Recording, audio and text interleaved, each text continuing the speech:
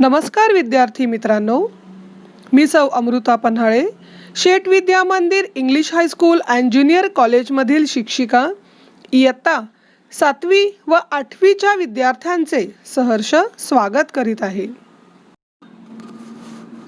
मुलांनो, आज आपण 7वीच्या व 8वीच्या इयत्तेकरिता व्याकरणाचा काही भाग शिकणार आहोत.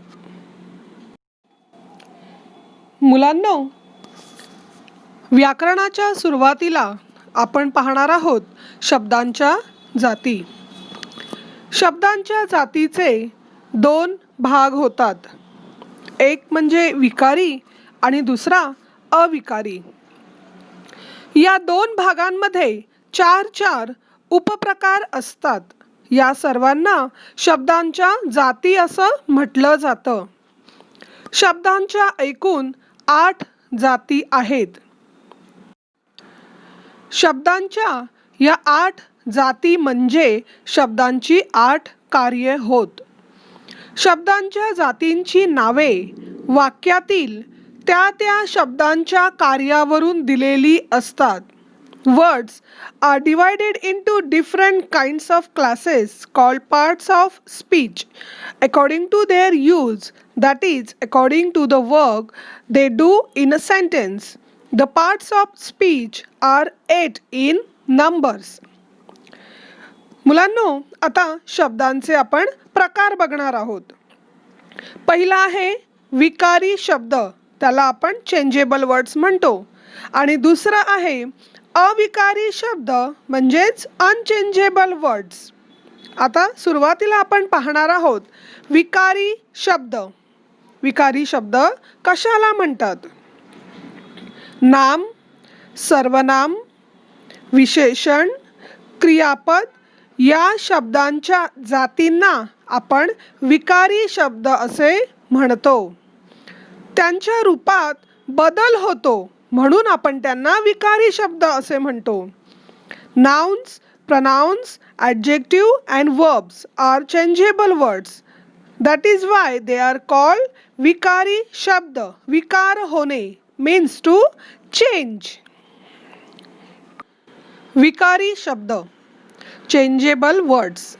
आता विकारी शब्दांमध्ये काय येणार आहे तुम्ही पाहिलं ना, की नाम, नाम म्हणजे नाउन, सर्वनाम प्रनाउन, विशेषण ॲडजेक्टिव्ह आणि क्रियापद म्हणजे वर्ब. या विकारी शब्दांच्या रूपात कसा बदल होतो ते खालील तक्त्यांवरून स्पष्ट होते. कारण आपण काय पाहिलेलं आहे की ज्यांच्या रूपात बदल होतो त्यांना आपण काय म्हणतो? विकारी शब्द. म्हणून आता आपण हा एक चार्ट आहे, त्या चार्टमध्ये तुम्हाला कळेल की स्त्रीलिंग, पुल्लिंग आणि वचन त्यावरून त्याच्यात कसा बदल होतो. आता अनुक्रमानिकाप्रमाणे 1 नंबर आहे नाम. नाम मध्ये आहे कुत्रा, कारण तो पुल्लिंग आहे. स्त्रीलिंग मध्ये होणार आहे कुत्री आणि अनेक वचन मध्ये येणार आहे कुत्रे. सर्वनाम. सर्वनाम म्हणजे त्या नामाच्या ऐवजी तो शब्द वापरला आहे तो. स्त्रीलिंगसाठी आपण ती कुत्री आणि अनेक वचनमध्ये ते कुत्रे. जसं विशेषण, विशेषणमध्ये वापरला आहे पुल्लिंग आहे वेडा, स्त्रीलिंगमध्ये येणार आहे वेडी आणि अनेक वचनमध्ये येणार आहे वेडे. क्रियापद. क्रियापदमध्ये आहे नाचतो, हा पुल्लिंग आहे. नाचते ती गर्ल आहे म्हणून ती स्त्रीलिंग आहे. आणि अनेक वचनमध्ये येणार आहे नाचतात, म्हणजेच त्यामध्ये सगळे नाचतात म्हणून ते अनेक वचन आलेलं आहे. मुलांनो, आता थोडंसं निरीक्षण करून आपल्या असं लक्षात येईल की वरील तक्त्यांवरून लक्षात येईल की नाम, सर्वनाम, विशेषण आणि क्रियापद या शब्दांच्या जातीमध्ये बदल होतात. म्हणजेच ह्या जाती काय आहेत? विकारी आहेत. विकारी शब्दांच्या 4 जातींबद्दल थोडक्यात पण महत्त्वाचे. सर्वप्रथम आहे नाम. नाम म्हणजे काय तर कोणत्याही वस्तूचे नाम. सर्वनाम. सर्वनाम म्हणजेच त्या नामाऐवजी येणारा शब्द. विशेषण. विशेषण म्हणजे नामाविषयी अधिक माहिती देणारा शब्द. आणि नंतर आहे क्रियापद.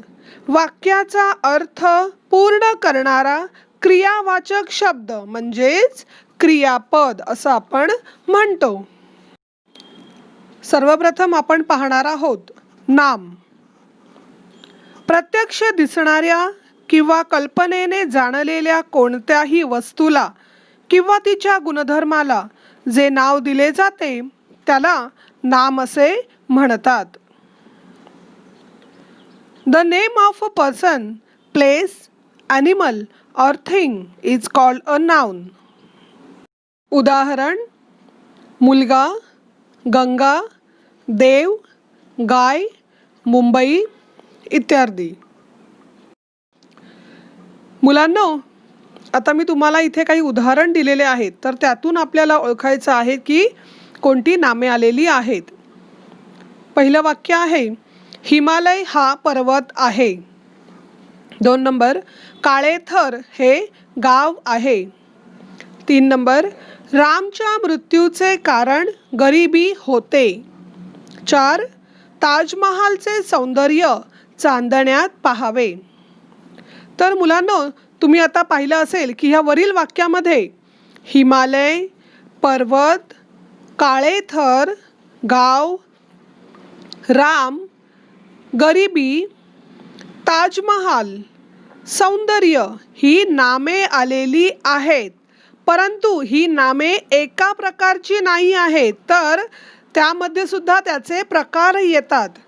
आता आपण पुढे वळणार आहोत की नामांचे पुढील 3 प्रकार स्पष्ट होतात. हे आता आपण पाहणार आहोत.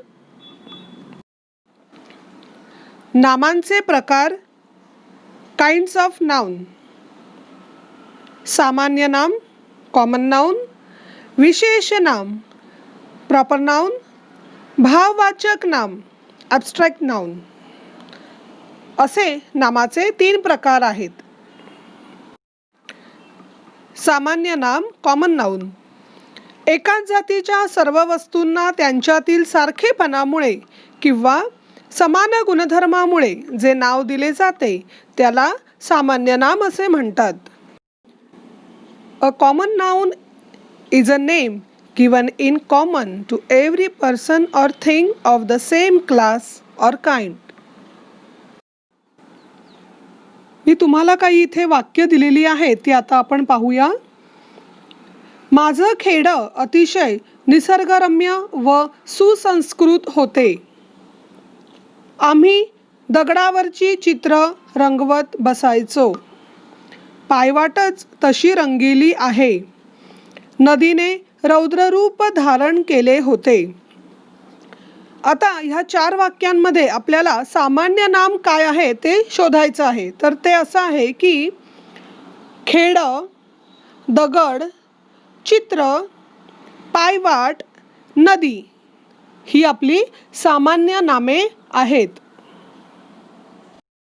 विशेष नाम, प्रॉपर नाउन. ज्या नामाने जातीचा बोध होत नसून त्या जातीतील एका विशिष्ट व्यक्तीचा, प्राण्याचा किंवा वस्तूचा बोध होतो त्याला विशेषनाम असे म्हणतात. A proper noun is the name of some particular person or place. तुम्हाला विशेष नामासाठी आता 4 उदाहरण दिलेली आहेत मी. 1 वास्तविक ईशानला गिर्यारोहणाचा छंद होता. 2 मी शिकायला सांगलीला होतो. 3 कोकणातला निसर्ग पाहत काही वेळ इथंच शांत उभं राहायला हवं.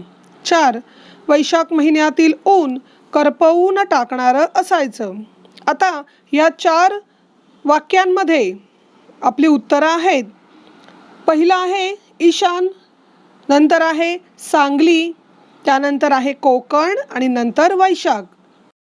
ही या वाक्यांमध्ये विशेष नामे आलेली आहेत. भाववाचक नाम, ॲब्स्ट्रॅक्ट नाउन. ज्या नामाने वस्तूमधील किंवा प्राण्यामधील गुणधर्म किंवा भाव यांचा बोध होतो त्याला भाववाचक नाम म्हणतात. An abstract noun is a quality, action or state considered apart from the object to which it belongs. मुलांनो, तुम्हाला आता इथे भाववाचक नाम ओळखायचं आहे. आपणास प्राण्याबद्दलची संवेदनशीलता जाणवते. आई वडिलांच्या मायेतून मी बरेच काही शिकलो.